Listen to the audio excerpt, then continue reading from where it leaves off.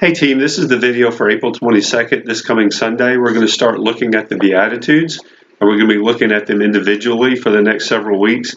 And I think this is a really great idea. I know there's been some feedback saying, how are we going to build a Bible study on just one verse? How am I going to study? I think this is actually a good thing, because if we were to look at all of them listed down in one time in one Bible study, we may come away with the idea of it being a checklist. And we just do this, do that, and hey, we're good. Whereas looking at them individually, we can really hone in on what that beatitude is all about. Now, the introduction to this lesson, I used the illustration of Mother Teresa. I recognize that she's Roman Catholic, she was Roman Catholic, but she really exemplifies what it means to be poor in spirit, and her testimony of how she lived her life really transcends denominational lines. So you don't really need to dwell on that at all. The icebreaker questions, I think, will be a lot of fun. At the end of the lesson, I give you a printout that you can use for that first question. The first question is, who's the highest paid athlete out of all of these 6 athletes?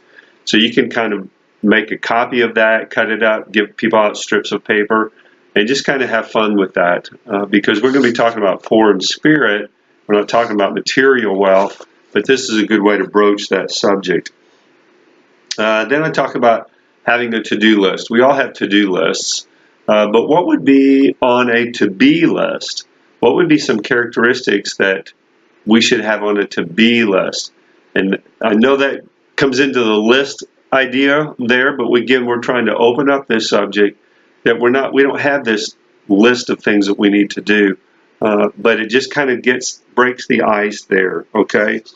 And then if you had all-star teams for all-star character qualities, who would you be nominated for? What would they nominate you for? Looking at the Bible study itself, there's a couple of things I wanted to bring out. Whenever we look at the rich young ruler is going to be a negative testimony of poor in spirit. He's going to be the opposite. His really motivation was, in coming to Jesus, was, I've done all these things, what can I do more? And Jesus sees that, even feels compassion about that, because he's really feeling and loving him, thinking, oh, you're almost there. Here's one more thing you need to do. And he decides not to do that.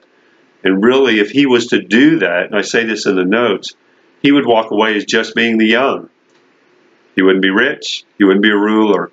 And he can't live with that, because he's done everything he feels like he needs to be able to inherit eternal life.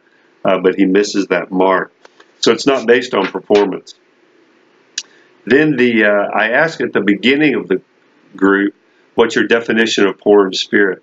I come back to that at the end, and you can even have people kind of just hold on to that, not really share in the group. At the end, they come back, how has your definition changed? How has your view of poor in spirit changed based on what we've done during the study? So I think it's going to be a great study, a good kickoff to our study of the Beatitudes. And so let me know if you have any questions.